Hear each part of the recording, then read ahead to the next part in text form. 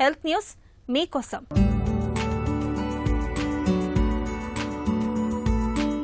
వయసు మీద పడుతున్న కొద్దీ శారీరకంగా, విషయగ్రహణ పరంగా, సామాజికంగా బాగుండడం చాలా ముఖ్యం.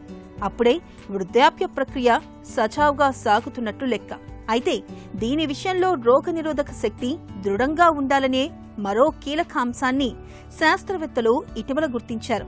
రోగనిరోధక శక్తి దృఢంగా ఉండడం అంటే ఫ్లూ వంటి ఇన్ఫెక్షన్ల నుంచి బయటపడి తిరిగి ఆరోగ్యంగా ఉండగలిగే సామర్థ్యం అన్నమాట.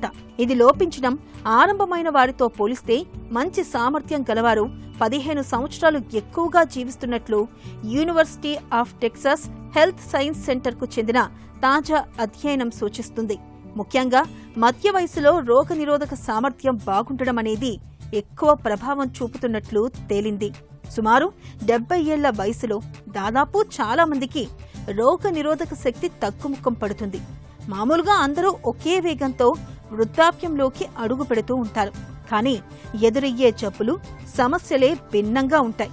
వీటితో పెద్దగా ఇబ్బంది పడకుండా జీవించడాన్నే ఆరోగ్య కాలంగా చెప్పుకోవచ్చని పరిశోధకులు చెబుతున్నారు. కొందరు ఎక్కువ కాలం జీవిస్తూ ఉంటారు, తక్కువగా జబ్బు పడుతూ ఉంటారు. రోగనిరోధక దృఢత్వ ప్రధాన సిద్ధాంతం ఇదే అంటున్నారు శాస్త్రవేత్తలు.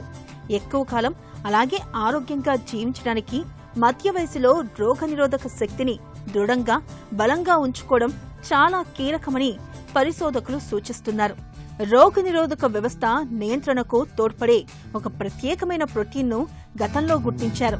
దీని మోతాదుల ఆధారంగానే ఇప్పుడు రోగనిరోధక దృఢత్వాన్ని లెక్కించారు.